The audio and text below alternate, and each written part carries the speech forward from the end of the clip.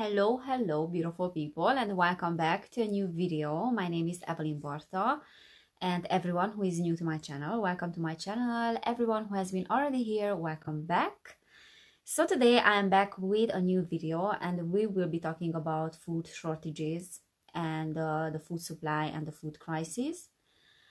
I have taken off a few days from making videos and posting on YouTube. I am posting quite frequently on my Patreon, so I did that.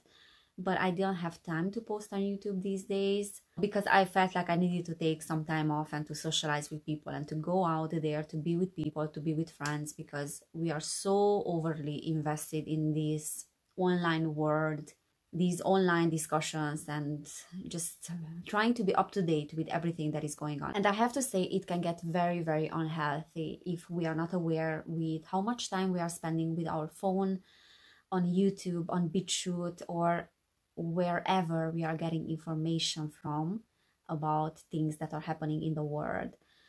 And the truth is that this is nothing compared to what we can get as a first-hand experience. When we go out there, when we talk to people, when we experience firsthand what is happening in our society.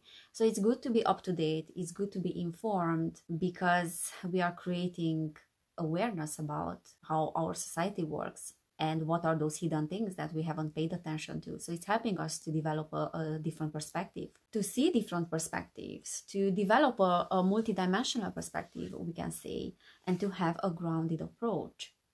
However, having a grounded approach is not equal with being on our phones all day or on YouTube all day and to get information from sources like online sources all day. Grounded approach means that we have a first-hand experience with the real world, with real people, with real connections and relationships. So it's good to have awareness, as I said, and that's great. Like online world is great for that. But when we start replacing real relationships with the online ones, then that's a problem that can be detrimental. And I have noticed these days that there's a story that I keep telling myself. And that is not only typical for myself, that is a collective issue. That we keep telling ourselves a story that is false. And the story is that we cannot relate to the rest of the world, that we cannot resonate with the rest of the world, that we don't belong, that people that are out there are not sharing our values and our beliefs. And that is false. So that is a story that we keep telling ourselves, and that is preventing us from forming real connections and real relationships with people. And the more we keep telling this story to ourselves, the more it is manifesting. It is leading to one of the biggest epidemics in the world, which is separation. Because every single problem that we have in our society, every single challenge that we are facing today is coming from one mentality, a mentality of lack, the mentality of separation, which says that my personal needs cannot be met by other people. So I rather would stay with the wrong people, or I would isolate myself completely because no one can really meet my needs. And the New Age community is fueling this forward by saying that you are the only one who can meet your needs. And that is false, because certain needs cannot be met by you. Certain needs can be only met by other people, by connections with other people. And it's crucial to have a fulfilled life, to have healthy connections with others. So when we isolate ourselves, when we continuously choose solitude instead of connecting, we go against our own divine nature. We go against our genetic code. We go against being a human. And that's not even solitude any longer. That is loneliness.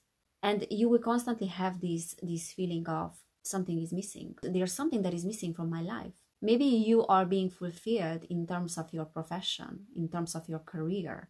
Maybe you are living a life where you can express your creativity. And that is great. Accomplishment is a need that you can meet by yourself, for yourself. However, the concept of accomplishment doesn't exist without the concept of a group of people, a concept of the collective. Because you need a group of people to recognize your gifts and values and talents that acknowledge your work, right?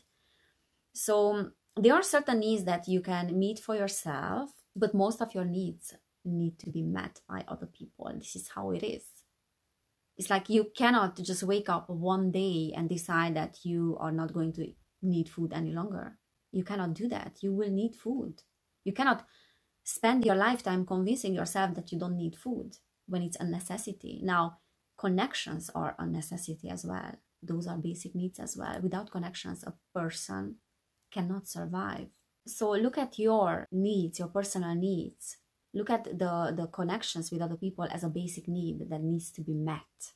And we have to let go of these virtue signaling that, oh my God, how amazing it is when one can thrive by themselves. There is no such a thing. You cannot thrive by yourself.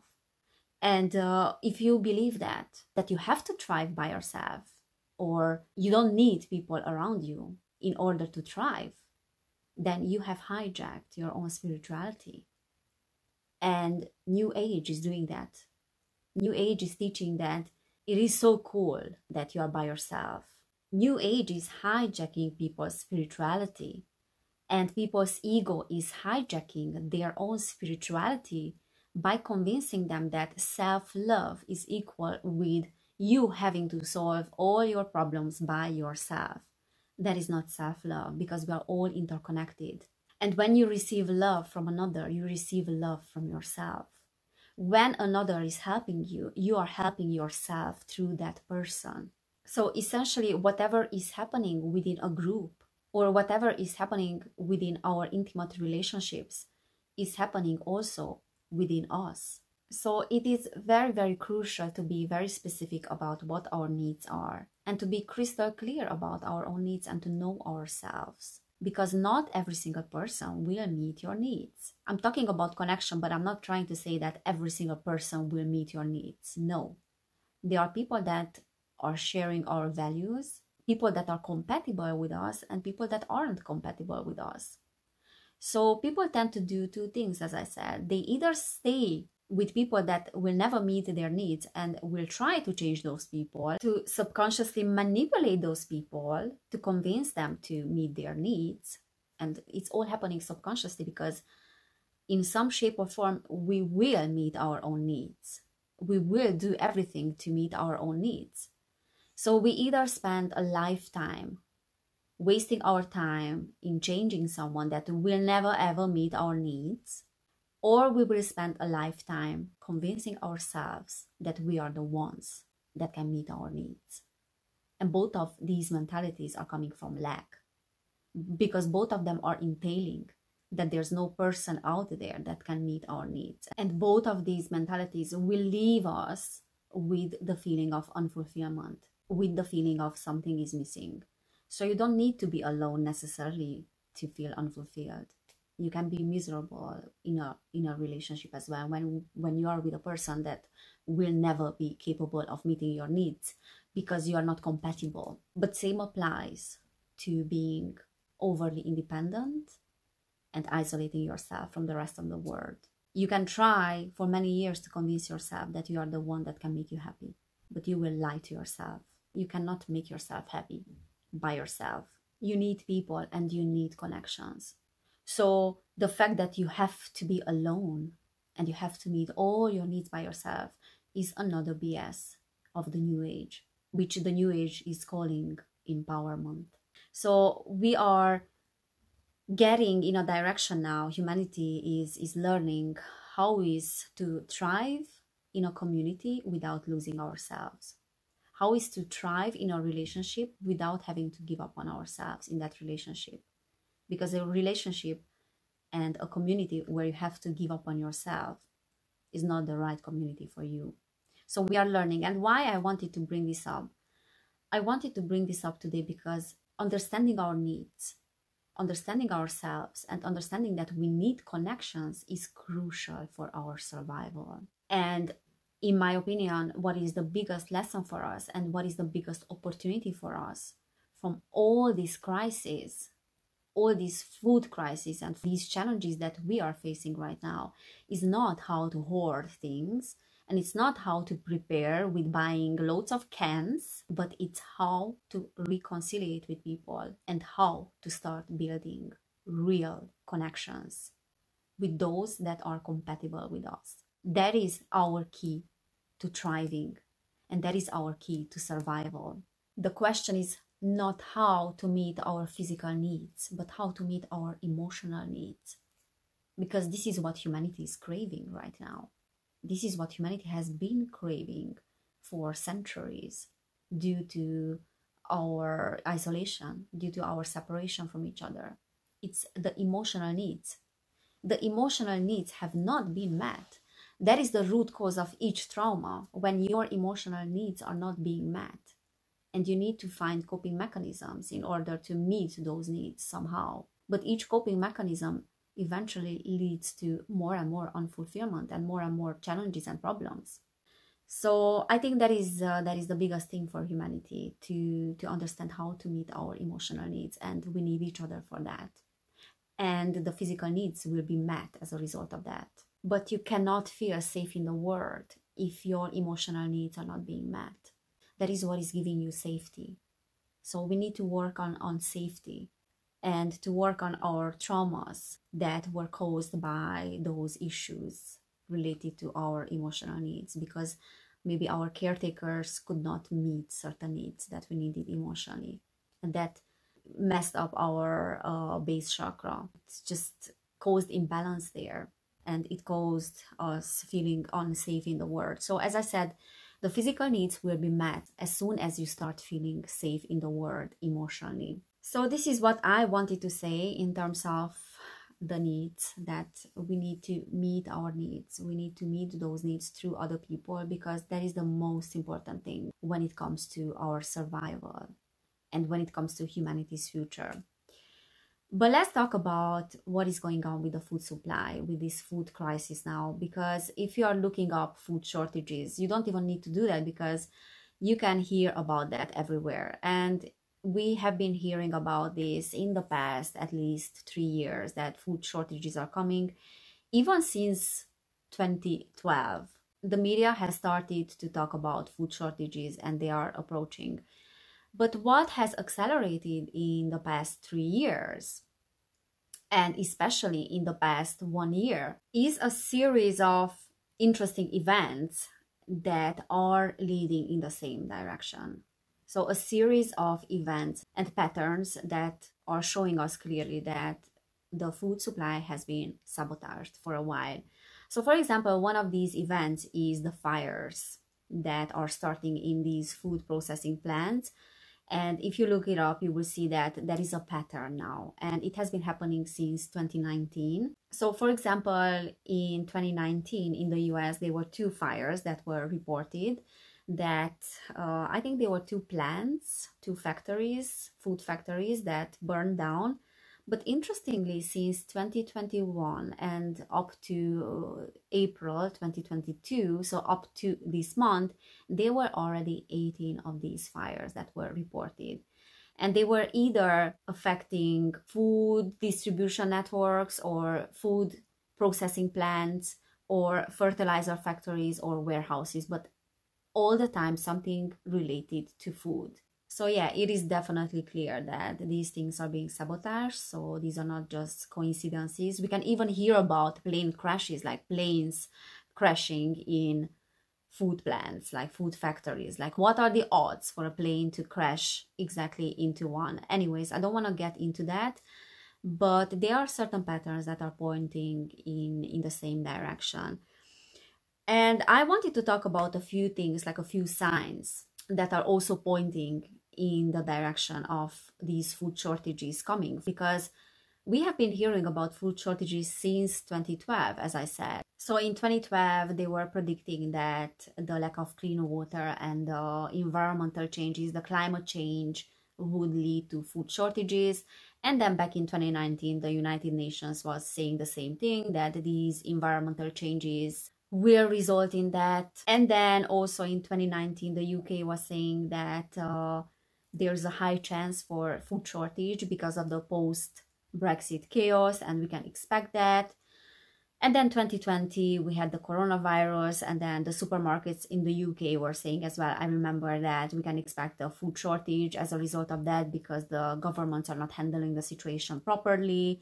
Last year was about the truckers that might cause a food shortage, and then the gas prices striking would lead to food shortages as well, and it would affect the frozen food and the distribution of the frozen food and so on. So there was always something, and the whole food shortage thing was always blamed on the current situation, on the current narrative as well. So it feels like this crisis, it's on its way. However, there are a few signs that I think are showing us that now it's getting real. And I will be talking about those signs. But I have to say that I was thinking why we have been hearing about food shortages over and over again throughout the years, like for 10 years since 2012. Why is that it was always blamed on the current narrative? And I thought that this is one of those false flags that eventually become a self-fulfilling prophecy. So it was almost like a psyop that didn't even exist, but it was designed to create a false scarcity, to spread fear, to spread panic. And that will give an excuse to the suppliers to start to increase the prices, like to gradually start increasing the prices. And now, because we have heard so much about this, and the whole thing has been so deeply sabotaged that it is becoming a real problem now. So I do believe that we are facing this problem now, and it will be a real issue for humanity in the near future. So let's talk about those signs that are pointing in that direction, because there is a series of events. If we pay attention to those events, we can understand that this is where it's all leading. And it's not only a natural occurrence, what is happening. It's not a coincidence, but it was very well planned and very well orchestrated. So one of the signs, which I kind of talked about already in previous videos, is the Russia and Ukraine conflict. Because we have to remember that Russia is the largest wheat and grain exporter in the world. And grains and wheat are not only used in the production, they are not only ingredients of human food, but they are also used for feeding animals. So that will affect the meat industry as well. And then it will start a chain reaction. And all these Western sanctions that are boycotting the Russian wheat, for example, they are leading to an increase in prices as well. Not only in wheat, but then in a large variety of foods as well. And then Ukraine as well is a great exporter of wheat. And we can already see rationing in certain products, for example, the sunflower oil, which I don't want to argue about if it's healthy or not to consume sunflower oil, same with meat, but it is what it is, and it will definitely start a chain reaction. And it will definitely affect the food supply. So this is one of those signs. The other one is the increasing prices of oil, which will have a natural effect for every single industry, but especially transportation, logistics, and agriculture. And again, even though Russia is the world's largest oil and gas exporter, the Western nations and their allies, like for example Saudi Arabia, didn't do anything in order to lower the cost of oil. Saudi Arabia is even increasing its prices, the prices of oil. So I think we can all agree on the fact that this was engineered on purpose, because if all these nations had positive intentions and they would care, they would make an effort to lower the prices, to kind of create a balance instead of increasing the prices. There would be solutions to solve these problems. But no, this is showing us clearly that this has been engineered globally. And it has been engineered by, we know who we are talking about. And now the new thing, the newest one, which is also is not just a coincidence and is pointing in that direction that we are going, is the bird flu. And I heard that they are using the same methods as they use for the coronavirus for testing. They are using PCR tests to test for the virus, which is already false, because the more of those tests you are doing, the more positive results you're gonna get, because it creates also a chain reaction. This is how it works anyways. So there were already 27 million poultry destroyed only in the US. And the US is the world's biggest egg and chicken exporter. Also France, Canada, and the UK as well have already killed millions of birds too, and that will mean that the price of chicken and eggs will skyrocket if they haven't done it yet. And there's a new report that warns about a new virus as well that can be passed from pigs to humans. So I wouldn't be surprised if that would be a thing as well. And that would lead to the killings of millions of pigs. And then, of course, that would result in the skyrocketing of the price of the pork. And you don't do these things when there is a problem with the food supply and food shortages in the world.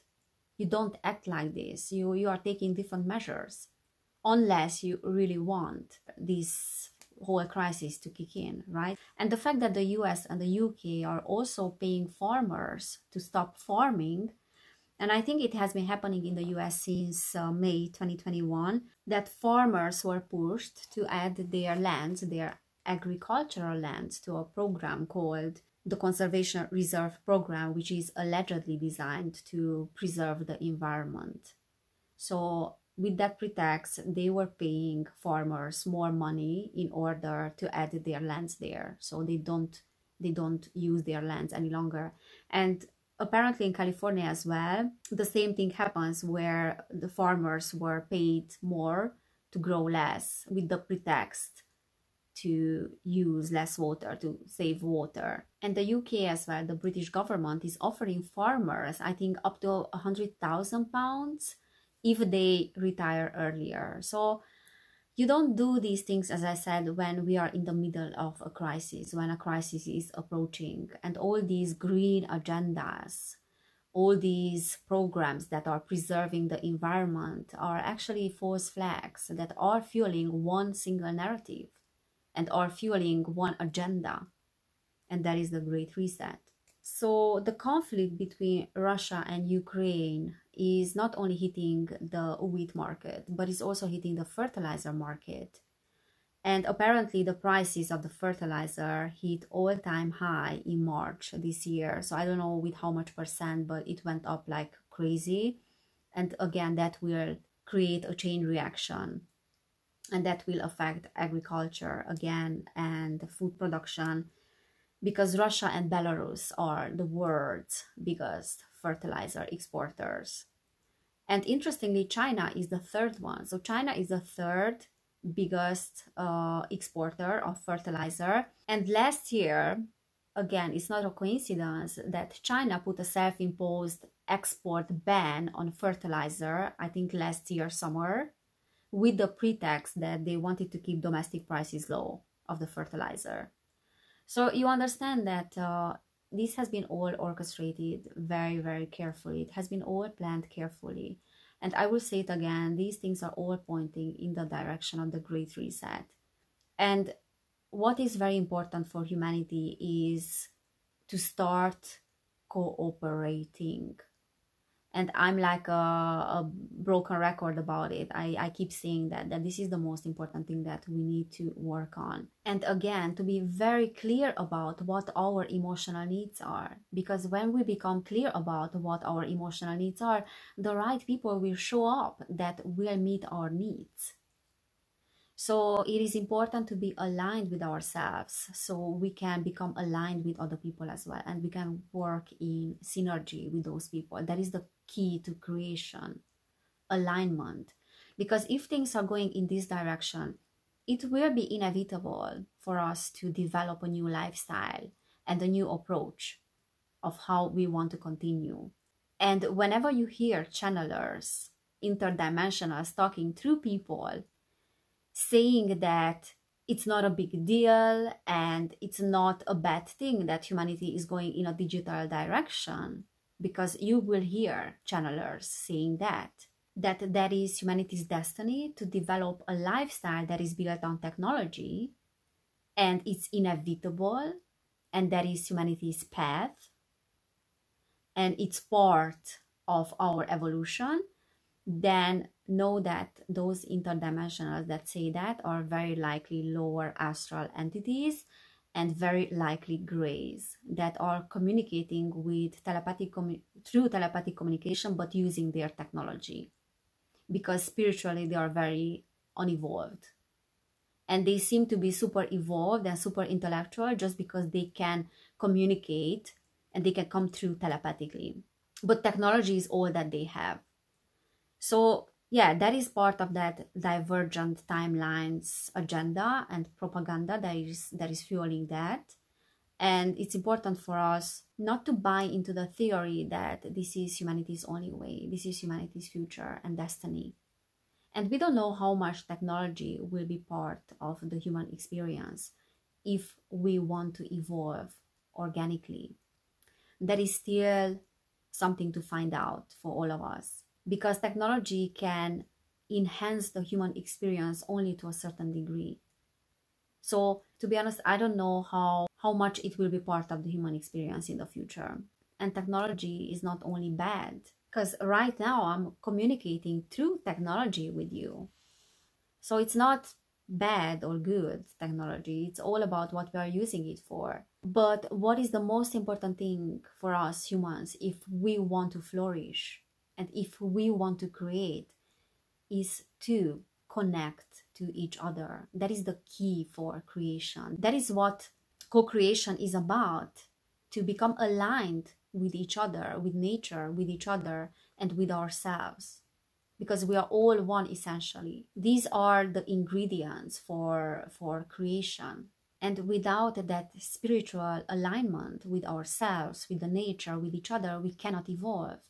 We cannot move forward, because our spiritual evolution is dependent on the cosmos as well. We are direct expressions of the cosmos. We are direct expressions of nature, of the sun, of the energies of the sun. And as the sun is evolving and changing, this is how we are changing and evolving as well. So it is crucial for us to be in alignment with nature and with everything and with each other. And there's no technology that can replace the connection with nature and humans. And there's no technology that can meet your needs. Only nature and the connection with other human beings can meet your needs. Only another human being or a group of beings can meet your emotional needs. And if we deny that, we deny ourselves. We go against our own nature. So that is where our survival is lying, in embracing our own nature and embracing each other. So this is what I wanted to say today. And if this message has resonated with you, you can subscribe to my channel. And then you can also check out my Patreon, where I'm posting more videos, and I'm posting readings as well, and guided meditations and monthly discussions about things that are going on a 3D level in our society. So if you want to support my channel, you can do that on Patreon. Again, thank you for being here. Take care, everybody, and I cannot wait to see you next time.